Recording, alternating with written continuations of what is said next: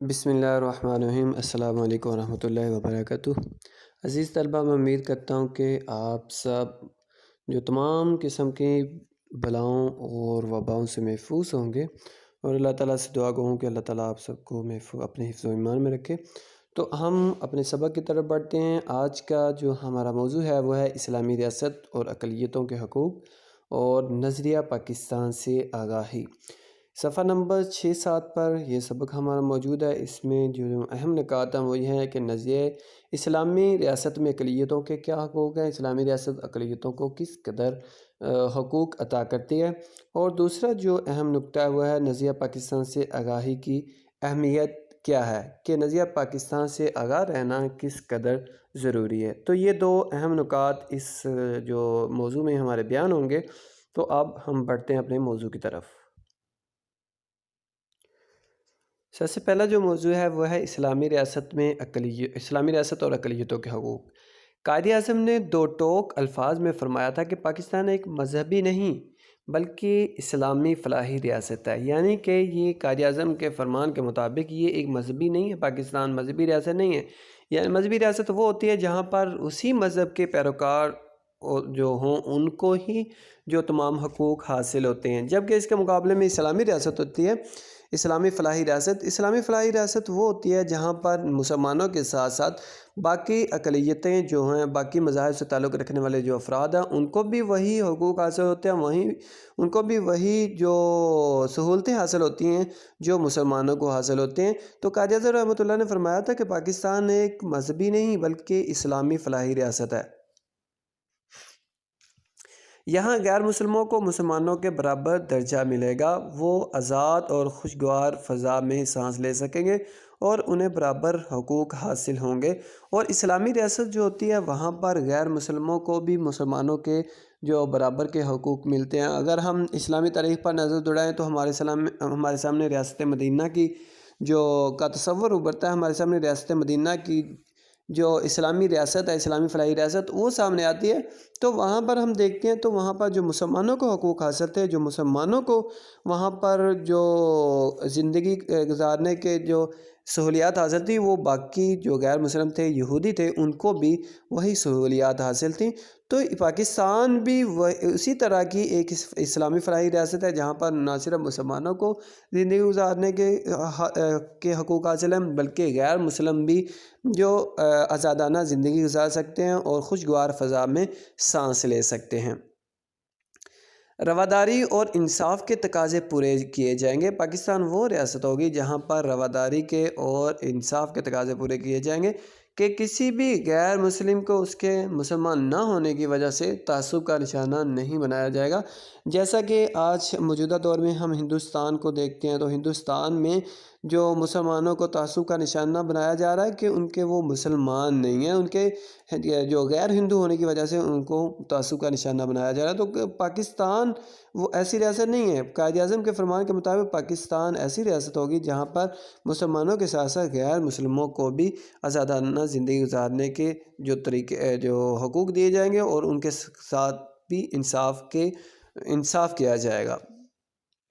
11 اگست 1947 کو پاکستان کے دستور ساز اسمبلی میں آپ نے اسلامی ریاست کے تصور کی وضاحت کرتے ہوئے فرمایا،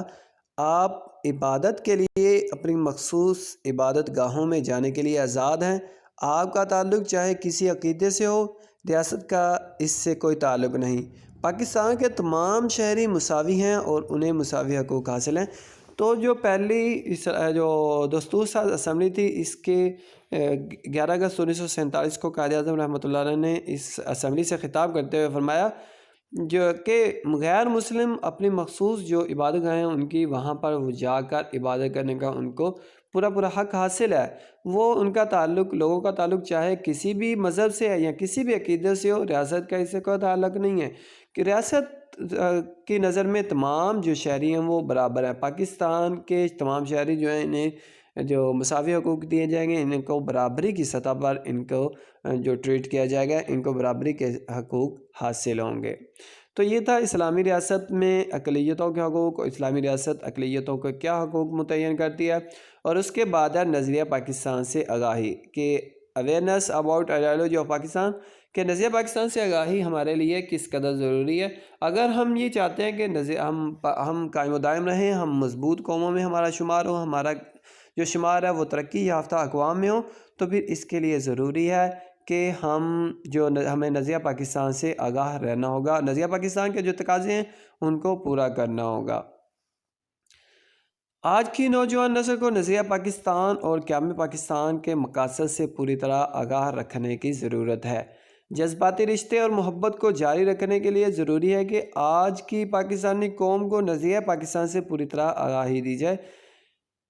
ہم اسی وقت اپنے پاکستان کے قیام کے مقاصد حاصل کر سکتے ہیں جب تک ہم نظریہ پاکستان سے آگاہ ہیں، پوری طرح اس سے واقفیت ہماری ہے، اور اس سے ہم جو دیوانگی کی حد تک محبت ہمیں کرنا لازمی اور ضروری ہے۔ جب تک ہمارا جو تعلق نظریہ پاکستان سے مضبوط نہیں ہوگا، اس وقت تک ہمارا شمار بڑی اقوام میں نہیں ہوگا۔ وہ قومیں جو اپنے نظریے سے جو مضبوطی سے چمٹی رہتی ہیں، ہمیشہ وہ قومیں جو پھلتی پھولتی ہیں اور ترقی کرتی ہیں، اور وہ قومیں جو اپنے نظریے کو چھوڑ دیتی ہیں، اپنے نظریے سے ہٹ جاتی ہیں، ہمیشہ ان قوموں کا جو نام و نشان ہے وہ مٹ جاتا ہے، صرف وہ تاریخ کا حصہ رہ جاتے ہیں، تاریخ کے جو اوراق میں ان کا وہ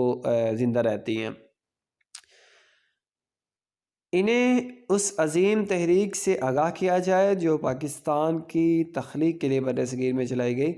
کہ پاکستان کو حاصل کرنے کے لیے مسلمانوں نے جو جس تحریک کا آغاز کیا تھا، اس میں ہمارے اسلاف کا لہو شامل ہے، اس میں ہمارے اسلاف نے اپنی جانیں جو قربان کی، ہمارے جو بزرگ تھے انہوں نے اپنے تن من دھن کی بازی لگا دی، لیکن وہ اس نظریے سے پیچھے نہیں ہٹے، انہوں نے اس تحریک کو کمزور نہیں ہونے دیا، اور تحریک کی مضبوطی بھی نظریہ پاکستان کی مضبوطی سے تھی، اور انہوں نے جو ہمارے لیے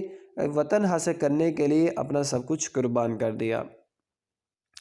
پاکستان کے عوام کو مضبوط اور متحد رکھنے کے لیے ضروری ہے کہ انہیں نظریہ پاکستان کی اہمیت اور تحریک پاکستان کے رہنماؤں کی قربانیوں کا پوری طرح علم ہو۔ اگر ہم جو آگے بڑھنا چاہتے ہیں، اگر ہم پاکستان کو قائم و دائم رکھنا چاہتے ہیں، تو پھر جو ہمیں نظریہ پاکستان سے بھی پوری طرح آگاہ ہونا ہوگا، اور تحریک پاکستان میں ہمارے اسلاف نے جو قربانیاں دی، ہمارے آباء و اجداد نے جو قربانیاں دی، ان قربانیوں سے بھی ہمیں ایک تو سبق حاصل کرنا ہوگا، اور دوسرا ہمیں ان کو خراج تحسین پیش کرنا ہوگا اور ان کے نقش قدم پر چلنا ہوگا۔ ملک بھر میں زبان، علاقہ اور صوبوں کی سطح پر نفرتوں کے خاتمے کے لیے نظریہ پاکستان سے دلی لگاؤ پیدا کرنا ضروری ہے، اور پاکستان کی بقا کے لیے ضروری ہے کہ ہم اپنی زبانوں کو، اپنے علاقوں کو اور صوبوں کو پس پشت ڈال کر صرف اور صرف پاکستانی بن جائیں۔ پاکستانیت کا جو جذبہ ہے وہ ہمارے دلوں میں جو مضبوط ہو، تو تب ہی ہم پاکستان کو مستحکم اور مضبوط بنا سکتے ہیں۔ تو عزیز طلبہ، آج کی آپ کی ڈائری ہے اسلامی ریاست اور اقلیتوں کے حقوق، یہ آپ نے یاد کرنا ہے، اور آج کی اردو کی ڈائری آ گئی ہے وہ بھی ساتھ نوٹ کر لیں۔ اردو میں جو سبق مرزا ادیب کی جو مشقی سوال جو مرزا ادیب کا جو ڈرامہ ہے لاہور کلیم، اس کے مشقی سوالات کے سوال نمبر 6، 2، 4، 5، 7 اور 8 یہ آپ نے اپنی کاپیوں پر لکھنے، اور اب تک اگلے سبق تک کے لیے خدا حافظ، اپنا بہت سارا خیال رکھیے گا۔